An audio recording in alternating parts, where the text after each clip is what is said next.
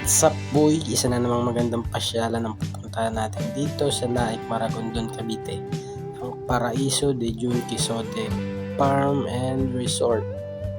Dalawang bayan ang nakakasakop sa property ng resort na ito, ang Naik at Maragondon, Cavite. Pagpasok mo nga sa resort, magkakaroon tayo ng kaunting briefing para maging aware tayo sa mga gagawin nating activity at mga patakaran sa loob ng farm. At ayan si Kuya, siya ang laging nagbibigay ng maiksing briefing para sa mga pumupunta sa resort.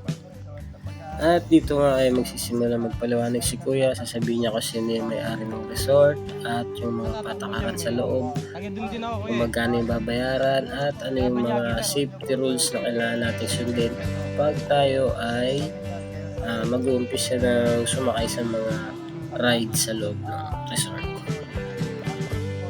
Pagkatapos ng konting paliwanagan, magbabayad na tayo dyan ng entrance fee, tapos bibigyan tayo ng 2 card para doon sa mga adventure na sasakyan natin and bracelet para sa access natin sa loob ng farm. Tapos yan yung una namin pinuntahan, yung Bonifacio Trial Farm, bago kami tumawid dun sa tulay. Maganda yung tulay nila dyan, medyo mahaba. Yan yung tulay nila hanggang dun sa kabila. Yung area na yan na pinasukan namin is Naik. Pag tumawid ka ng tulay, yun na yung Maragondon. Kaya dalawang bayan ang nakakasakop sa kanya, Naik at Maragondon. Tapos dalawa yung entrance niya, isa dun sa Naik sa likod, doon kami pumasok na sa inyo swimming pool, and yung isa doon sa kabila, yun yung pinaka main entrance nila. Maragondon naman yung nakakasakop doon. Ito yung Garden of Eden. Ay, bastos. Pink na pink. At ito na nga ang unang adventure rides na aming sinakyan, ang zip bike. Ito yung pinaka nag-enjoy kami. Kasi nga ba ng Espanya tapos balikan pa. Kaya tuwan-tuwa kami dyan. Kaya bike na. Tapos ang sinunod namin ay ang ATV adventure. Bago kami sumalang sa trail, ayan, sinasabi ni Kuya kung paano namin i-operate ng tama yung ATV bike na yan.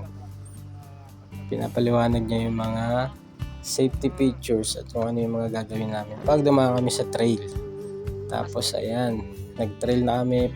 Pagbaba namin dyan sa may ilog, dyan naman kami sumakay ng kayak. Ayan yung pangatlong adventure rides namin, yung kayak sa ilog. Ayan, masarap din yan, nakaka-relax. Bali nakatatlong rides kami para sa 999 pesos, which is naka-promo sila until January 1, 2025. Tapos sa gabi may mga artist na magpe-perform dyan habang nakain kayo. Sila yung magpapasaya sa inyo at makikita nyo yung buong kagandahan ng lugar kapag sumapit ang dilim. Kasi pailawan nila yung buong lugar. Ayan yung tulay. Maganda yan paggabi. Instagrammable yung lugar talaga. Tapos ayan yung mga iba pang pailaw nila sa lugar. Kaya sulit siya pag inabot kayo ng gabi kasi talagang makikita nyo yung ganda ng buong lugar. Kaya punta na kayo dito sa Paraiso Don Quixote Farm and Resort.